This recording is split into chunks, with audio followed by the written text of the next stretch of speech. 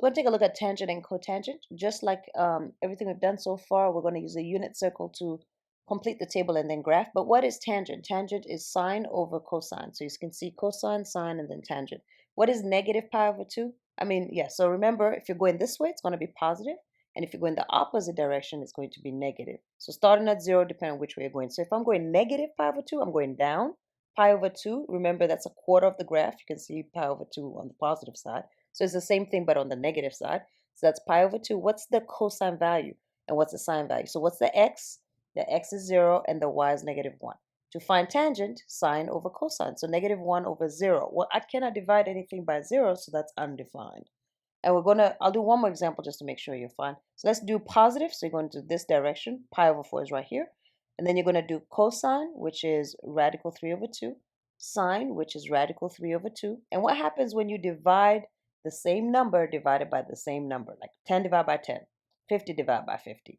You're going to get 1. Of course, you're more than welcome to do the math, but you're going to get 1. Okay, so you're going to go ahead and fill out the rest of the table.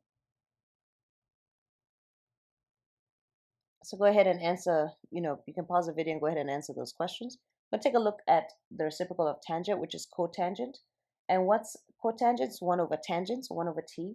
And what's tangent again? S over c, right? So you're going to keep, change, flip. So it's going to be 1 over cosine over sine. So cotangent is cosine over sine because it's the reciprocal of tangent. Tangent is sine over cosine, so the reciprocal is that. You're going to use the table on the left to graph the cotangent. And then what you need to do is also find some additional points. For example, you want to find cotangent of pi, 3 pi over 2, and 2 pi. Basically, the numbers on the graph. Okay, so it'll help you. So once you use the unit circle to find that, you can go ahead and graph it. I'm going to help you with this one. Find the equation of the vertical isotopes. That equation is going to be y equals n pi, where n is any integer.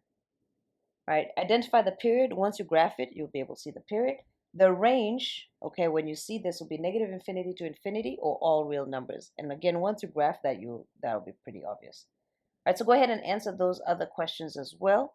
I just want to help you with this last one. Remember, this is stretch by a half, which means divide by 2. This is stretch in the x direction by 2. It's the opposite. This is also the opposite. You're going to shift right because that negative makes you think you're going left. And then you're going to shift up by 2. All right, so go ahead and complete it and let's practice.